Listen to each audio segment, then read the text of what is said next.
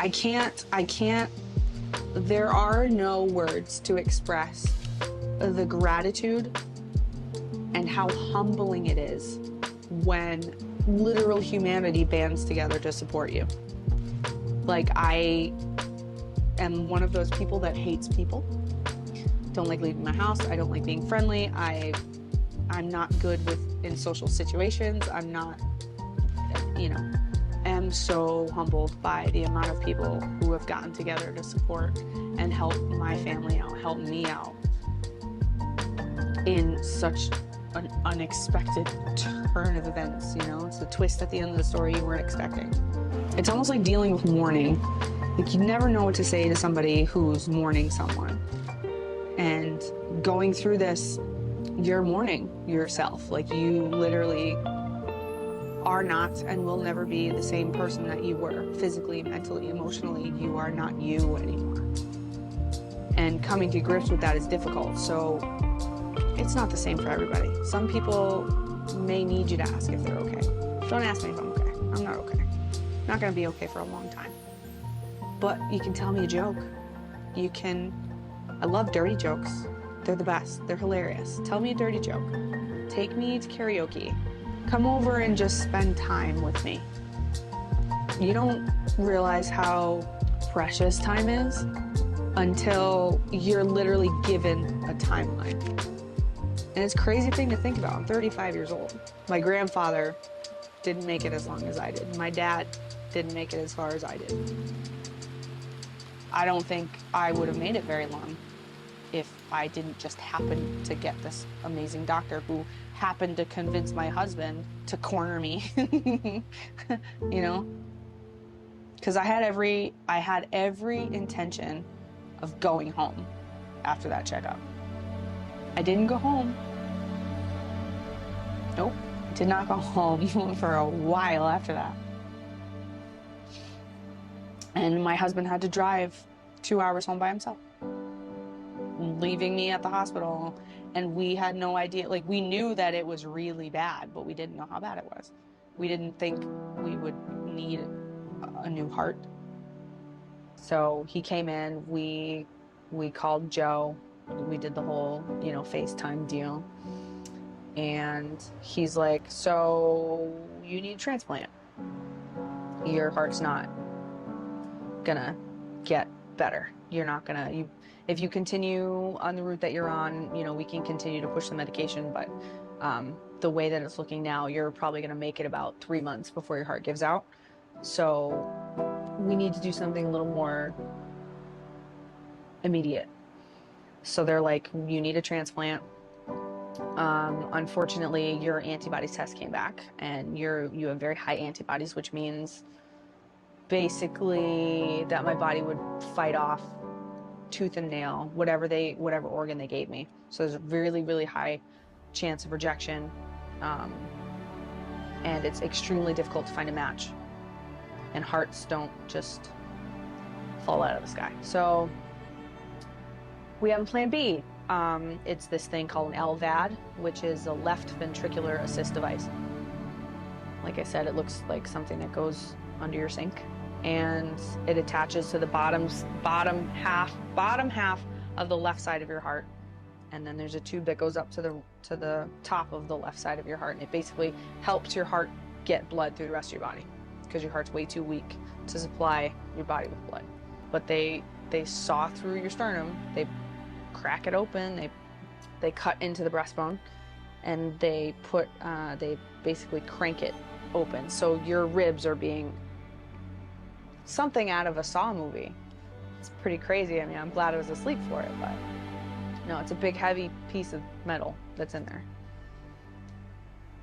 We'll place it right here for you. See that? Wow. LVAD. Behold. Magical. So you push it off as a parent, as a mom especially. You don't get sick days. So I felt short of breath. I just kept pushing. Next day, it was even worse. I kept pushing. Day 3, I felt like a fish out of water. And it was one of those things where it's like, okay, I can't push this anymore. Like, I'm literally, like, I couldn't breathe. My chest hurt. I was getting dizzy. My fingers were like tingling. was dropping things. My dexterity was off. Like, I knew something was wrong. Went to urgent care. They did an EKG. The nurse comes back clutching the paper in her hand. And she's like, we're calling you an ambulance. There's something wrong with your heart. From the time that I left urgent care to about halfway to the hospital, it was literally like I couldn't breathe. I was aware that I was suffocating. So I get to the hospital, they get me in a room, they do an ultrasound of my heart, and the room goes silent. And the next thing I know, I have 4 doctors, I have 6 nurses, I have IVs in both arms. There's someone putting a CPAP machine on my face, which is basically like alien, that you can't even talk. And I had no idea what's going on. And you know, I start crying, and the doctor comes in and he's like, takes me by the face, actually. It's a very nice man. And he looks in my eyes and he says, you're in the final stages of cardiac failure. It's like, you're dying right now. My condition progressed so quickly that, so close to like getting over that postpartum hump is when I had this bomb dropped in my lap. Like, there was no warning, nothing. I'm in my big comfy chair and I'm getting my lab work done, and you know, I look over and my husband's talking to my doctor, and I get up, blood work's done, I go talk to Joe. I'm like, hey, you ready to go? Like, let's do this. And he kind of gets that look, you know, it's every spouse or significant other, there's a look that your partner gives you when you know something's wrong. And he gave me that look, and he's like, you know, I really think you should stay. And for him to tell me that, I knew something was off. He was scared. You could see it on his face. He was scared. And come to find out, the doctor actually cornered my husband and said, you know, look, Joe, like, I know you care about your wife. If you don't convince her to stay, she's not going to make it. It was kind of like one of those things where he didn't want to scare me, but he's like, look, your wife's she's not going to make it if she continues on the road that she's going. And I know it's a difficult decision, and I know you have kids, but you got to convince her to stay. Because if you don't, you know, the big sleep is coming. And I was admitted. I went for a checkup on the 23rd of June, I want to say. And I didn't come home for 32 days.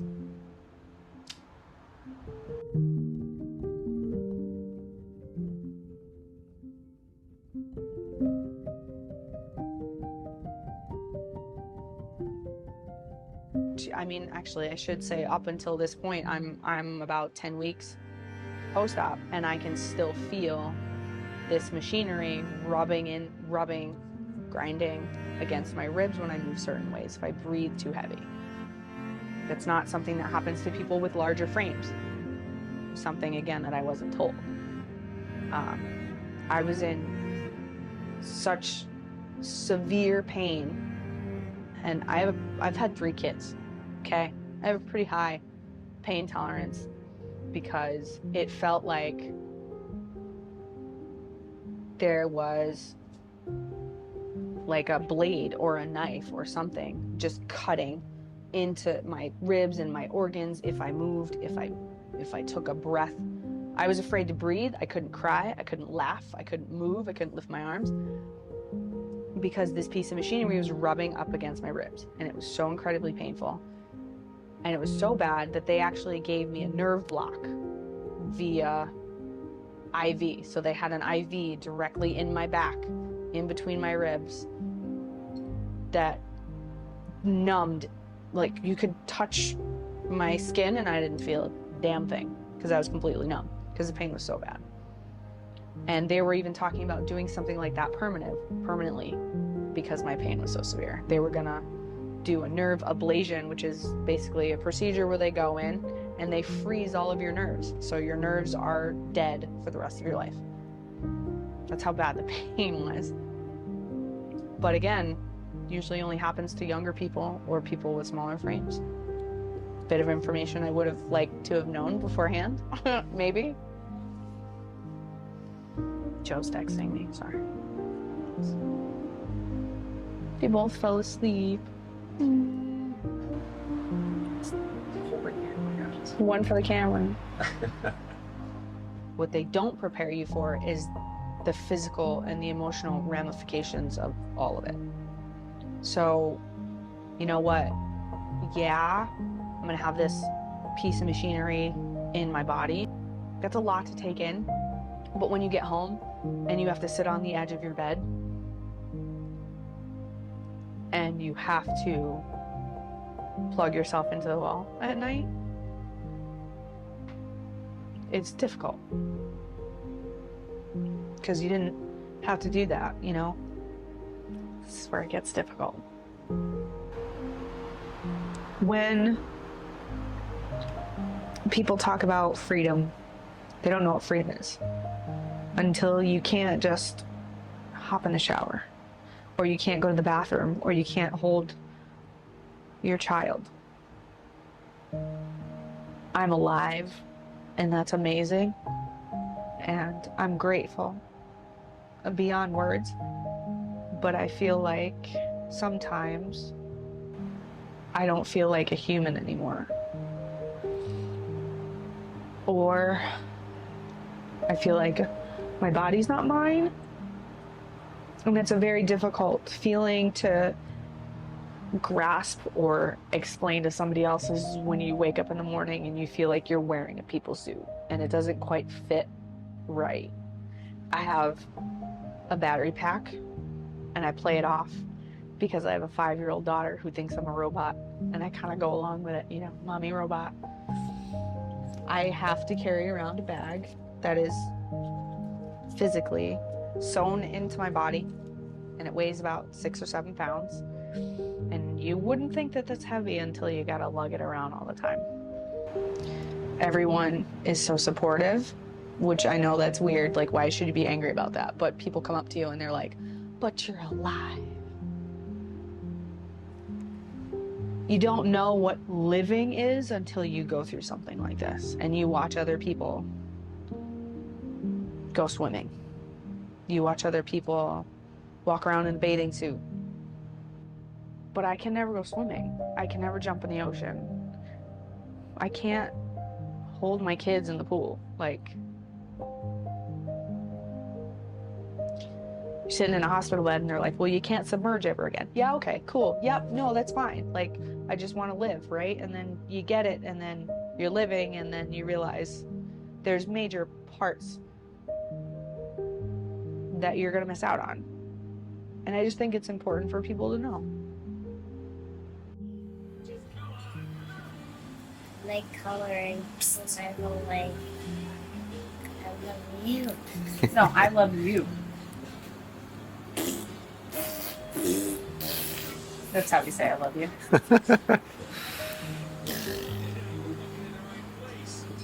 I go out in public, I do stuff. Like, I'm not tied to a hospital bed. And when I go out, 90% of the time, I don't look sick. Yeah, I have an IV, I have a battery pack, I get like weird looks from people who don't know my situation, but I don't look sick. And that is what helps me, is knowing that I don't look sick, I don't seem sick. So when people make you feel sick, it makes you feel sick. And then you kind of like lose it, you know, you kind of lose your muster because you're like, oh, you're right, I am ill, you know? Yeah, my heart's failing. Yeah, you know, I might be on this medication for the rest of my life if I can't find a heart, or, you know, don't make a sick person feel sick. Don't ask them if they're okay. Don't ask them how they're feeling. You know, don't do that. Just do what you normally would do. Tell them a dirty joke. You know, go over and have a drink with them, even if it's, you know, sparkling cider. Like, when I first got out of the hospital, every time I hugged somebody, I didn't want to let go because I didn't know if I was ever going to see them again, or if that was going to be the last time that I hugged them. Because when you're laying in a hospital bed by yourself, 2 hours away from your family, and you're like, I might not make it out of this, you know what I mean? I might not leave this hospital. Like, that's a pretty gut-wrenching, eye-opening thing to think about. So, you know, when you're with family, you know, who's going through something like that, it's the same thing. Don't treat them like they're sick, just hug them a little bit longer. Or maybe don't sit there and be like, oh, I'll call them tomorrow, or I'll text them tomorrow, or I'll go see them next week. Do it. Just fucking do it. Don't put it off.